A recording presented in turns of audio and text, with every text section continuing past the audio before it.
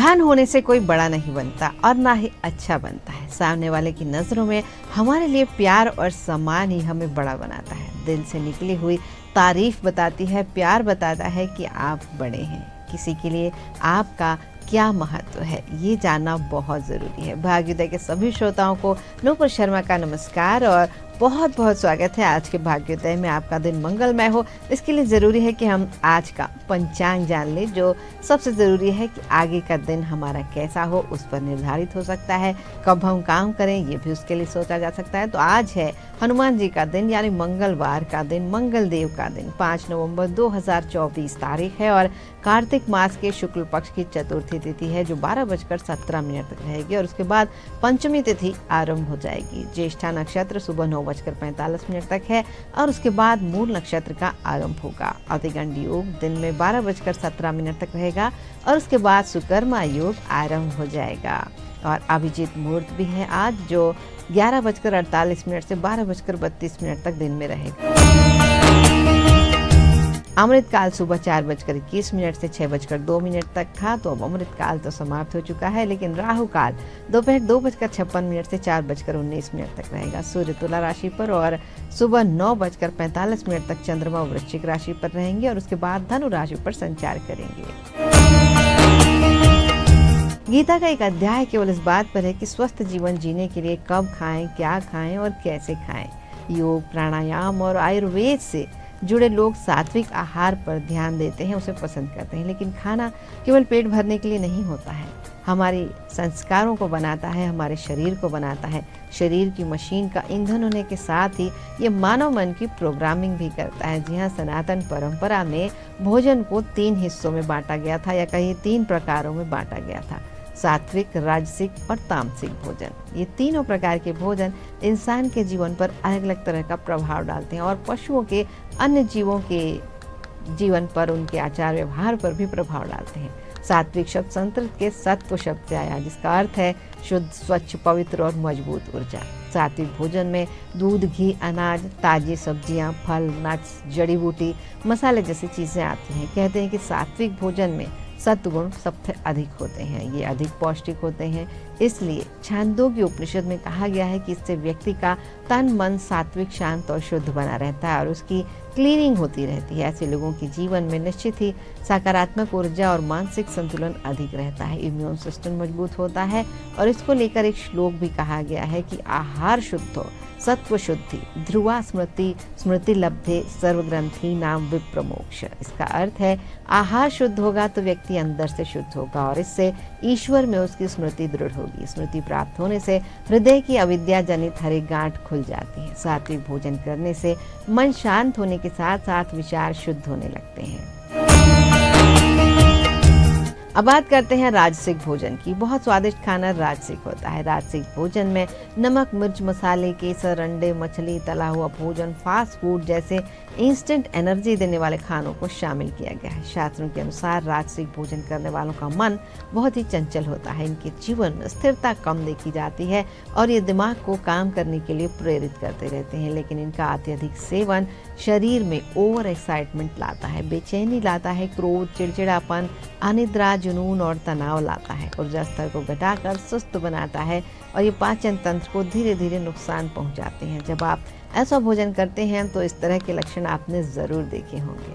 लहसुन, प्याज, मांस, मदिरा, चाय, कॉफी, तंबाकू और नशे का सामान तामसिक भोजन की श्रेणी में आता है। बासी भोजन, गर्म किया गया भोजन और प्रोसेस्ड फूड भी यही है। ये शारीरिक और मानसिक स्वास्थ्य पर नेगेटिव इफेक्ट डालते हैं। कहा जा सकता है कि तामसिक चीज़ों का अधिक सेवन करने से रक्त प्रवाह बहुत ज़्यादा बढ़ जाता है या फिर एकदम से घट जाता है। ऐसे लोगों में गुस्सा, अहंकार, उत्तेजना, अकड़, जड़ता, आलस्य, विलासिता का भाव बहुत देखा जाता है और ऐसे लोग आलसी भी हो जाते हैं, अज्ञानी भी हो जाते हैं।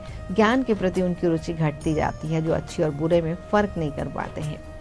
ये मानव प्रकृति के विरुद्ध और शरीर के लिए बोझ साबित होते हैं। ऐसे आहार तन मन को सुस्त और भारी करने के साथ साथ भटकाव की ओर भी ले जाते हैं और यही कारण है कि व्रत, त्योहार जैसे पवित्र दिनों में लोगों को इनका सेवन न करने की सलाह दी जाती है। आधुनिक रिसर्च भी कहती है कि आहार का स्वभाव, गुण और प्रकृति, इसका मानव पर बहुत गहरा प्रभाव पड़ता है। खाने की सही मात्रा ग्राम या कप से निर्धारित नहीं होती। जब हम अपने आप को सुनते हैं तो हमें पता चल जाता है कि कब खाना बंद करना है। सही भोजन वजन घटाता है, पाचन तंत्र सुधारता है, तन और मन में संतुलन बनाए रखता है, दीर्घकालिक बीमारियों से भी बचाता है, बॉडी को डिटॉक्स करता है, ये सबसे अच्छी बात है, एनर्जी देता है, शरीर की लय बनाए रखता है। साथ ही बनाने वाले और खाने वाले के मन की स्थिति भी भोजन को प्रभावित करती है। गुस्से में बनाया गया भोजन ऊर्जा, प्रेम और संतोष के साथ बनाए गए भोजन की तुलना में कम ही देता है। संगीत और मंत्र जाप के साथ खाना बनाया जाए तो ऐसा खाना प्राण शक्ति बनाए रखने में मदद करता है। सभी जीवित प्राणियों में ये तीनों गुण मौजूद होते हैं, बस इनका अनुपात अलग अलग होता है। किस गुण को बढ़ाना है यह हमारी अपनी पसंद पर निर्भर करता है और भोजन सबको अच्छा लगता है, लेकिन जो हमारे शरीर के लिए अच्छा हो वो भोजन करना सबसे बेस्ट है। और दिवाली का मौका अभी अभी गुजरा है और आज से छठ पर्व की शुरुआत हो रही है। तो पर्स या वॉलेट रखने से क्या होता है बता दें आपको, अगर आप रखते हैं तो इससे खाली न रखें, नहीं तो आर्थिक तंगी आती है। सिर के पास पानी की बोतल रखेंगे तो मानसिक रूप से ये बीमार बनाती है। इसकी जगह तांबे के लोटे में पानी रखें तो ज़्यादा बेहतर होगा। और सिरहाने पर अगर ओखली रखी हुई है तो जीवन में सुख शांति की कमी बनी रहेगी, क्योंकि ये कूटने पीटने वाली चीज़ होती है। सिर के पास तेल की बोतल भी समस्याओं की जनक है। सोने की जगह पर रस्सी होने से काम करने में भी समस्याओं का सामना करना पड़ता है।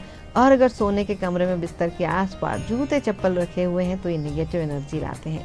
इलेक्ट्रिक सामान, घड़ी, मोबाइल जैसी चीज़ें राहु और शुक्र को रिप्रेजेंट करती हैं और निगेटिविटी के साथ साथ रेडिएशन भी फैलाती हैं और शारीरिक के साथ मानसिक रूप से भी बीमार कर सकते हैं।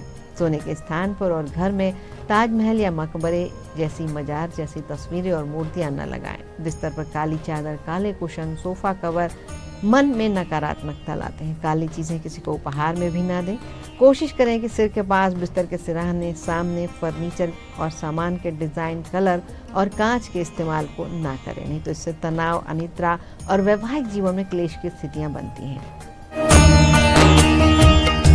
जब कोई कांच टूट जाए तो तुरंत सावधानी से उसे घर के बाहर कर दें। घर में पुरानी टूटी बेकार चीज़ें भी अशुभ प्रभाव पैदा करती हैं। दीपावली में आपने सफाई की होगी और इससे नुकसान, बर्बादी और कंगाली आती है। पुराने अखबार, रद्दी सामान, प्लास्टिक, नमी, धूल, कीड़े मकोड़ों की साथ समस्या और नकारात्मकता को ये सब लाती हैं। आर्थिक और स्वास्थ्य संबंधी नुकसान इससे होता है और बीमार तो बनाती ही है। घर में खराब पड़े ताले और चाबी दुर्भाग्य और आर्थिक नुकसान को लाते हैं। करियर में रुकावट लाते हैं, तरक्की के रास्ते बंद करते हैं। अच्छा ताला किस्मत खोलने की एक प्रतीक है, इसलिए घर में केवल ठीक और ज़रूरत के मुताबिक ही ताला और चाबी रखें। यदि कुछ खराब हो गया है तो उसे घर से हटा दें। फटे पुराने जले कपड़ों का संबंध हमारे भाग्य से होता है, इन्हें घर से हटा दें तो किस्मत साथ देने लगती है, नहीं तो करियर में बार बार मुसीबतें आती हैं, रोड़े अटकते हैं। घड़ी की सुइयाँ जीवन में आगे बढ़ने की प्रतीक होती हैं, लेकिन यही घड़ी अगर बंद हो जाए, खराब हो जाए तो खराब समय जहाँ का तहाँ रुक जाता है। इसलिए घर में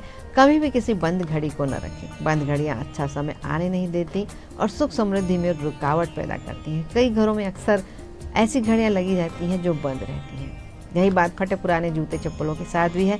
इनका सीधा संबंध जीवन में आने वाले संघर्ष से होता है। संघर्ष कम करना चाहते हैं तो केवल अच्छे जूते चप्पल ही घर में रखें। खराब जूते चप्पल रखने से हर काम में बहुत मेहनत करनी पड़ती है, इसलिए शनिवार के दिन खराब जूते चप्पलों को घर से हटा देना चाहिए। इससे शनि की अशुभ दशा भी कम होती है।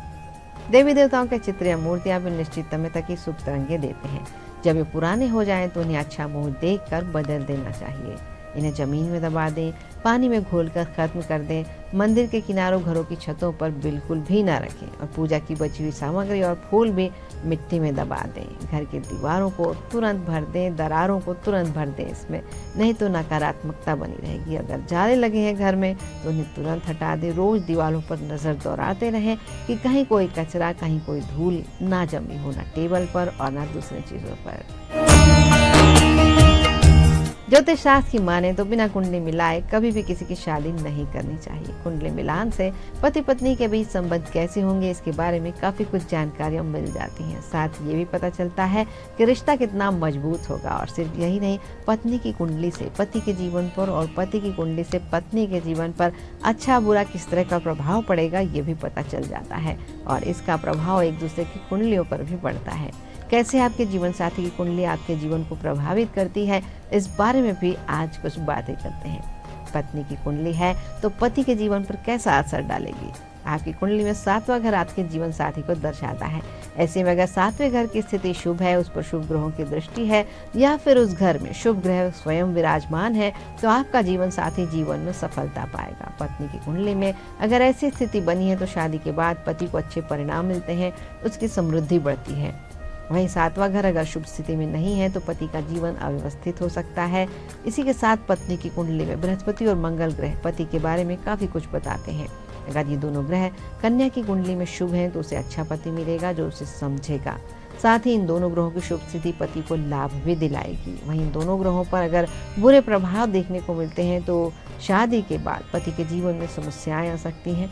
वधु की कुंडली में अगर सूर्य ग्रह कमजोर है तो पति को करियर के क्षेत्र में समस्याओं का सामना करना पड़ सकता है। इसलिए किसी स्त्री की कुंडली में इन ग्रहों की स्थिति को विवाह के पहले देख लें तो बहुत अच्छा हो जाता है। और पति की कुंडली का पत्नी के जीवन पर क्या असर पड़ता है ये भी देख लेते हैं। पति की कुंडली में शुक्र को पत्नी का कारक माना जाता है। अगर किसी पुरुष की कुंडली में शुक्र ग्रह अशुभ है तो वैवाहिक जीवन खराब हो सकता है। वहीं शुक्र की शुभ स्थिति वैवाहिक जीवन में संतुलन लेकर आती है। शुक्र पर अन्य शुभ ग्रहों का प्रभाव जातक को वैवाहिक जीवन में सफलता दिलाता है। शुक्र के साथ ही चंद्रमा की स्थिति और मंगल का दोष देखना भी बहुत जरूरी होता है। अगर चंद्रमा मजबूत है तो स्त्री का मन सही दिशा में लगेगा, अपने पार्टनर के प्रति वफादार होगी वो, और मंगल के मजबूत होने पर पति पत्नी के संबंध अच्छे बने रहेंगे। और अगर शुक्र ग्रह पति की कुंडली में किसी गलत स्थान पर है, गलत ग्रह के साथ है तो भी उसके भटकने की संभावनाएं बनती हैं। और कैसे पता चलेगा कि हमारा पार्टनर कैसा है ये भी हम जान लेते हैं। अगर किसी पुरुष की कुंडली में चंद्रमा और शुक्र शुभ स्थानों पर है, इन पर किसी पाप ग्रह की दृष्टि नहीं है तो जीवन साथी का पत्नी का स्वभाव अच्छा रहेगा, वो हमेशा अपने पति का साथ देगी। और वहीं अगर किसी महिला की कुंडली में गुरु शुक्र और मंगल ग्रह शुभ हैं तो उसका वैवाहिक जीवन अच्छा बीतेगा। पार्टनर का सप्तम भाव जितना शुभ होगा उतनी शुभता वैवाहिक जीवन में देखने को मिलती है। और एक सच्चे साथी की तलाश हर व्यक्ति करता है जो उसे समझे, जो उसकी परवाह करे, जो उसे जाने और उसके प्रति एकनिष्ठ रहे। अगर किसी को सच्चा पार्टनर मिल जाता है तो जीवन की कई परेशानियां अपने आप दूर हो जाती हैं। लेकिन कई लोग ऐसे भी होते हैं जिन्हें अच्छा पार्टनर मिलने के बाद भी लव लाइफ में समस्याओं का सामना करना पड़ता है। इसका कारण कुंडली में मौजूद एक दोष हो सकता है। और ये दोष कैसे कुंडली में बनता है, इसके कैसे परिणाम प्राप्त होते हैं ये भी जानना जरूरी है। और ज्योतिष शास्त्र में शुक्र को प्रेम, रोमांस और भौतिकता का कारक ग्रह माना जाता है। जब शुक्र कुंडली में कमजोर अवस्था में होता है तो जातक को लव लाइफ में उतार चढ़ाव का सामना करना पड़ सकता है। अगर कुंडली में शुक्र नीच राशि कन्या में विराजमान हो, किसी अमित्र राशि के घर में बैठा हो या फिर क्रूर ग्रह शुक्र को देख रहे हो तो शुक्र दोष उत्पन्न हो सकता है। इसकी वजह से प्रेम और वैवाहिक जीवन को लेकर कुछ न कुछ समस्या बनी रहती है। कुंडली में शुक्र के पीड़ित होने पर जो लक्षण दिखते हैं वो ऐसे भी हो सकते हैं जो हम आपको बताने चाह रहे हैं। ऐसे लोग प्रेम जीवन में बार बार असफल हो सकते हैं। गलतफहमियों के कारण ऐसे लोगों की लव और मैरिड लाइफ बार बार अस्त व्यस्त होती रहती है। बहुत से बातों पर पार्टनर के साथ उनकी असहमति बनने लगती है। शुक्र भौतिक सुखों का कारक भी है। ऐसे में अगर शुक्र ग्रह खराब हो जाए तो धन से जुड़ी समस्याएं आती हैं। जिन सुख सुविधाओं का हम ख्वाब देखते हैं वो कोशिश करने के बाद भी नहीं मिल पाती। ऐसे लोग बुरी आदतों के शिकार हो जाते हैं। शराब, जुआ, जाल, इस तरह की चीज़ों में ये बुरी तरह फंस जाते हैं, नशे के जाल में फंस जाते हैं। अगर शुक्र खराब है तो घर में गंदगी बनी रहती है, या यूँ कहें कि ऐसा इंसान जिसका शुक्र कमज़ोर होता है उसे सफाई में रहना उतना पसंद नहीं आता जितना चारों ओर गंदगी फैली रहने पर। और अगर शुक्र के इन दोषों को दूर करना चाहते हैं तो शुक्र ग्रह के बीज मंत्र ओम शुम शुक्राय नमः या ओम द्राम द्रीम द्रोम सह शुक्राय नमः, इन मंत्रों का प्रतिदिन 108 बार जाप करें। अगर आप 5 शुक्रवार तक खीर बनाकर किसी मंदिर में दान करते हैं तो शुक्र ग्रह शुभ फल देना शुरू कर देते हैं। इससे आपके वैवाहिक जीवन, प्रेम जीवन में सकारात्मकता आती है। शुक्रवार के दिन चीजों को आटा और शक्कर खिलाने से भी शुक्र ग्रह के बुरे प्रभाव दूर होते हैं। और शुक्र के शुभ फल प्राप्त करने के लिए शुक्रवार के दिन सफ़ेद चीज़ों, दूध, दही, घी आदि का दान कर सकते हैं। इसमें आटा भी शामिल है, चावल भी शामिल है, इस तरह की सभी चीज़ें, सफ़ेद मिठाई भी हो सकती है। इन आसान उपायों को आजमा कर वैवाहिक जीवन और प्रेम जीवन की गाड़ी अगर पटरी पर आ सकती है तो ज़रूर कोशिश कीजिए। और इसके साथ ही आपको भौतिक सुखों और ऐश्वर्य की भी प्राप्ति होती है, धन धान्य में वृद्धि होती है अगर शुक्र ग्रह बेहतर है तो। और हमने शुरुआत में बात की थी छठ पूजा की, प्रकृति को समर्पित ये पर्व, जिसमें सूर्य देव और छठी मैया की पूजा होती है, लोक आस्था का ये पर्व 4 दिनों तक चलता है और दिवाली की समाप्ति के साथ ही इसकी तैयारियां शुरू हो जाती हैं। तो चतुर्थी तिथि से यह आरंभ होता है और सप्तमी तिथि पर इसका समापन होता है और जल में खड़े होकर सूर्य देव को अर्घ्य दिया जाता है, इसमें 2 बार। तो इस बार छठ पूजा की हलचल शुरू हो चुकी है। पहला अर्घ्य जो षष्ठी तिथि को होगा और चतुर्थी तिथि से ही इसके व्रत के नियम चालू हो जाते हैं। यह त्योहार 5 नवंबर यानी आज से आरंभ हो रहा है और 8 नवंबर तक चलेगा। तो नहाय खाए का दिन है आज 5 नवंबर और खरना 6 नवंबर 2024 को होगा। शाम का अर्घ 7 नवंबर को दिया जाएगा और 8 नवंबर की सुबह का अर्घ होगा और इसके साथ ही छठ पूजा का समापन होगा। तो इसकी तैयारियों में लग जाइए और बहुत अच्छे से छठ पर्व मनाइए। छठी मैया सबका जीवन शुभ बनाए, इस शुभकामना के साथ ही आज का भाग्योदय यहीं संपन्न करते हैं और कल सुबह फिर एक नए अंक के साथ आपसे मुलाकात होगी। तब तक के लिए आपका दिन मंगलमय हो, यही शुभकामना है। आप सभी को नुपुर शर्मा का नमस्कार।